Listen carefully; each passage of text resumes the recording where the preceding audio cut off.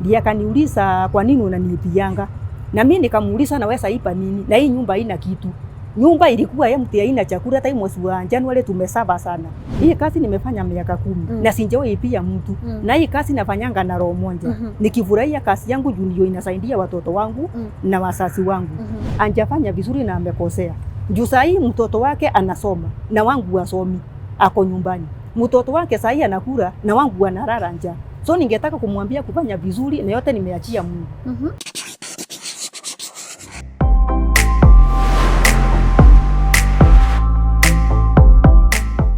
When news anchor Betty Kyalo came out few days ago accusing her nanny of stealing from her, many Kenyans had mixed reactions about that. Today, we get to hear the nanny's side of the story.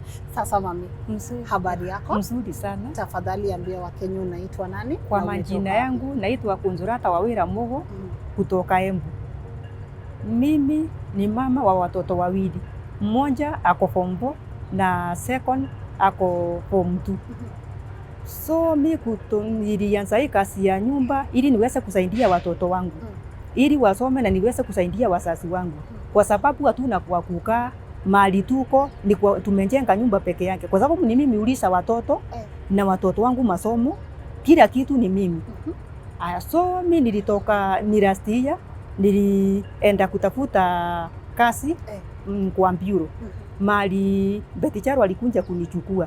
So nilienda kwake rasia mwezi wa 5 tarehe 4. Nikaenda nikapata mtoto wake ametoka ICU. So kufika pale nikaambiwa kazi yangu sana sana ni mtoto. Nilienda kama anani. Kuenda mahali pale nikaanza kuangalia ule mtoto, nilipata kama yani yako na zile pipes za kukula nazo hapo ametolewa. Nikapata hawezi kutembea, hawezi njiamusa. Yani mimi ilikuwa kazi yangu ni kumpepa. Therapy ni mimi nilikuwa nachukua mtoto tunaenda therapy na taxi na tunarudishwa na taxi. Na saa nyingine hata mama yake ayuko simuoni. Lakini kwa nilikuwa naangalia ule mtoto kuliko wangu. Kwa hivyo usiku siwezi lala. Lazima niamuke kuchange huyu mtoto, niamuke kumuangalia. Mama yake yako wapi hizi siku? Mama yake yakuangi. Sana sana akuangi. Na simuonangi. Hata ni mimi nararanga na huyo mtoto rumu moja. Kwa hivyo sasa usiku lazima niamuke niangalie huyo mtoto. Kwa hivyo nilikuwa nafanya hata hii pesa hata alikuwa ananilipa. Hata iwezi nisaidia. Juu sio pesa yani ati hakuwa ananilipa vizuri. Kwa sababu unaona nafanya kazi mara mbili. Nifanya kazi ya upisi na nifanya kazi ya huyu mtoto, ndio huyu mtoto ni special. Kulala silali. Kwa hivyo ni kama nafanya kazi mchana na usiku. Hata nilikuwa nang'ana make sure huyu mtoto akosi matunda. Hata kama hakuna, afadhali nichukue pesa yangu ninunue make sure mtoto amekula matunda. Tena huyu mtoto kilo zake zilikuwa juu. Nikang'ang'ana weight ya huyu mtoto irudi chini ndio aweze kutembea tena. Jua kuanase angenjiamusa, angekaa chini ilikuwa shinda. Kazi yake ilikuwa kumpepa. Na wewe ukitoka bureau ulikuwa umeambiwa kazi yako ni kwenda kumchunga mtoto? Mimi nikitoka bureau nilikuwa naambiwa kazi yangu ni kumchunga mtoto. Although nilienda nikapata hiyo nyumba nayo iko na watu wengi sana.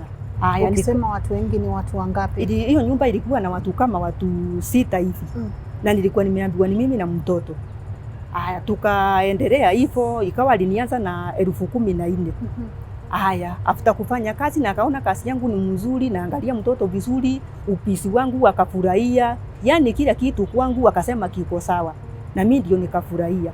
So tukaendelea hivyo ndio tukafika Disemba. Penye tulifika Disemba kwenda nyumbani. Pesa salary yangu hata kama ataniwekea awekangi salary ni ya kutoa. Tena akapaki na ndeni yangu. Anaikanga kwa M-Pesa? Anawekanga na M-Pesa.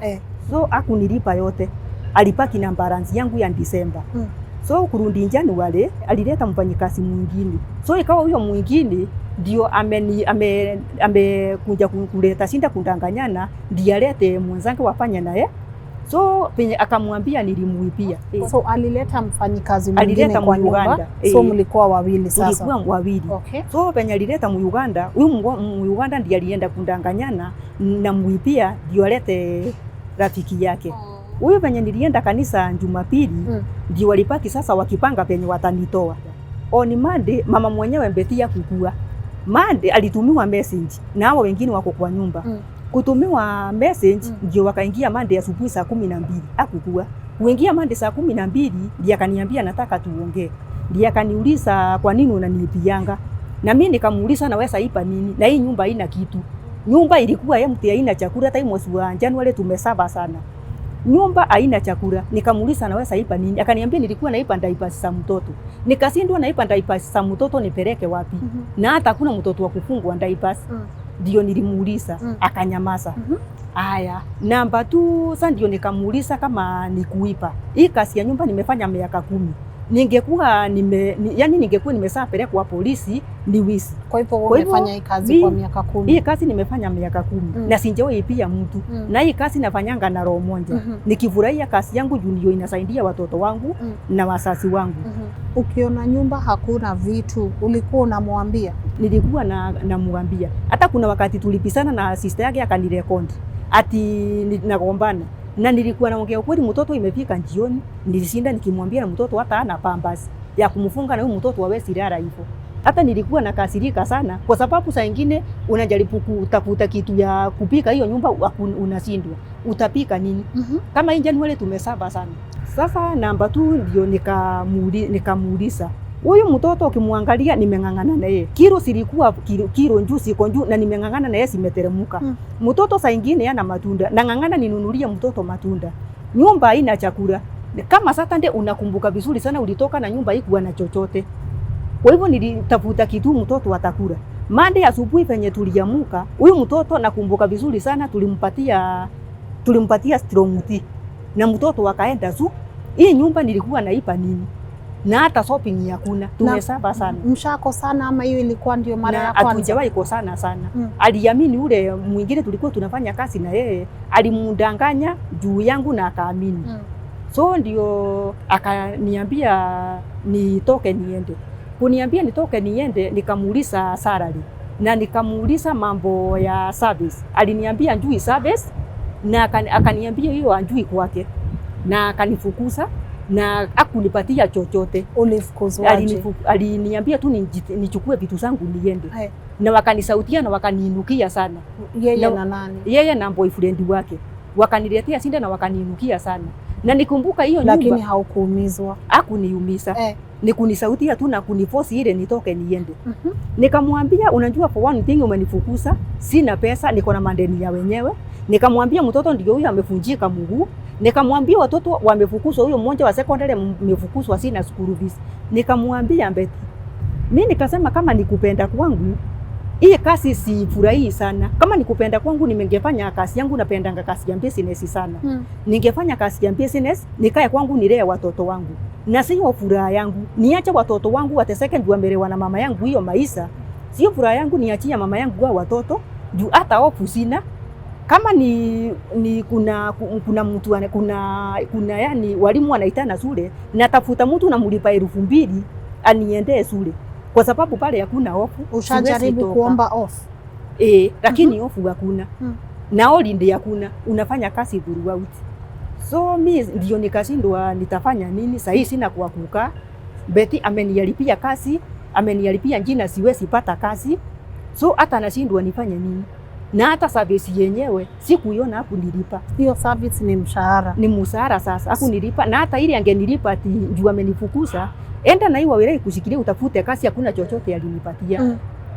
So ndio mimi nilikuwa namwambia Betty sinjakuipia na umeamini maneno ya Uganda tunafanya kazi na yeye. Ni aliniwekelea na ukaamini.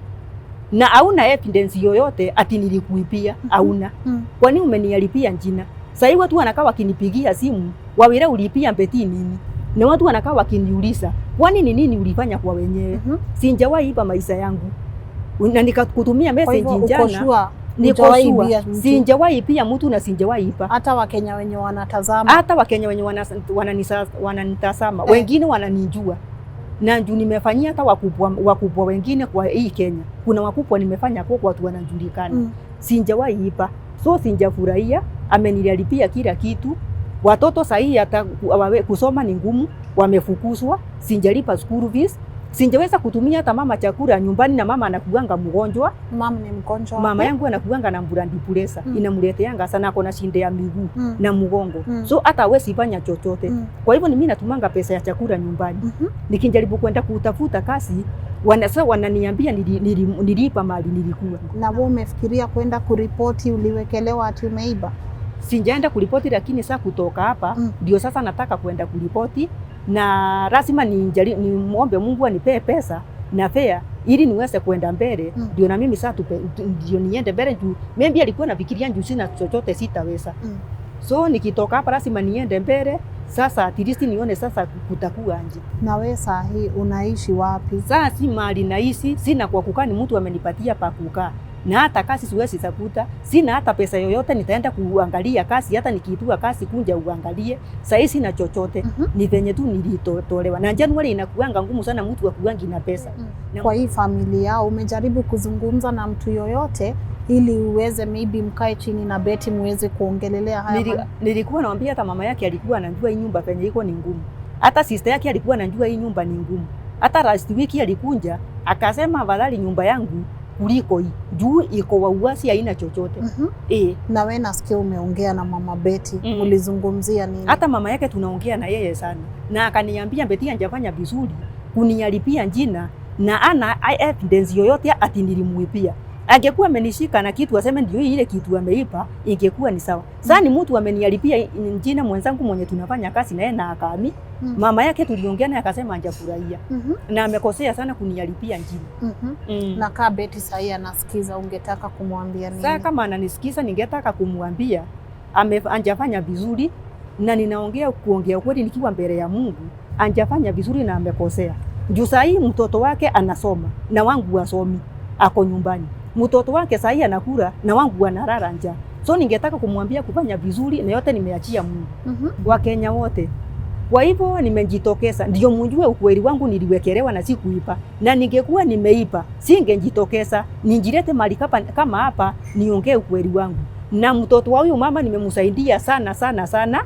Na huyo mtoto nilikuwa nimempenda, na kitu ya kwanza nilikuwa nang'ang'ana na huyo mtoto sana. Hata watu wa shule yao wanajua wote nilikuwa napenda huyu mtoto. Huyu mtoto yeye nilikuwa nampenda, na huyu mtoto hata angekosa kitu, afadhali tusikule huyu mtoto wake yakule. Na hata Mungu anajua nilikuwa napenda huyo mtoto sana. Na hata sasa nampenda na nitasindi kumuombea. Hata huyo boyfriend mwake mwenye kunifukuza ako na watoto. Na njoo unapotendea ule mwingine kitu kibaya ama unapomfurahia akiteseka, anjua hata wao wangu wasipokaa vizuri, hata wake Mungu anaweza fanya jambo, Mungu alipisha wasikae vizuri. Kwa hivyo ni vizuri kuongea ukweli, lakini usiwekelee mtu. Na ama kualipia mtu jina. So sinjafurahia, na kutoka hapa sasa nitaenda mbele nijue nitafanya nini. Sasa Wakenya wote ndio ningewaambia mkae na wafanyikazi wenu vizuri na muwapende, na ule ako na wafanyikazi wawili ama watatu mkue kiapo. Juu wengine wanatafutanga namna ya kutoa ule mwingine ili yapaki membi yawe na cheo ama atolewe alete mwenzake. Kwa hivyo pendeni wafanyikazi wenu, na mfanyikazi mwingine akikuletea huyu wanafanya, msiyasikize na msiamini sana. Chunguza, uangalie kile unaambiwa ni ukweli ama sio ukweli. Juu watu wengine sana walipia mtu sana. Juu kama mimi nimealipiwa na Uganda tunafanya na yeye. Anaitwa Violet. Huyo ndio msana mdogo wa 20 years ndiye amenialipia. Na aliongea na wakamsikiza. Kwa hivyo amenialipia kila kitu. Na alikuwa ananialipia alete sister ya mama yake. So mkue kiafu wale wako na wafanyikazi wawili watatu kama waini. Hivyo ndivyo ningetaka kuambia. Haya basi, asante sana kwa kukuja. And Wakenya, I hope mmesikia, you be the judge. Na kama pia Betty ana watch, she's always welcome to come and tell her side of the story. My name is Lynn Gugi. Till next time, bye bye.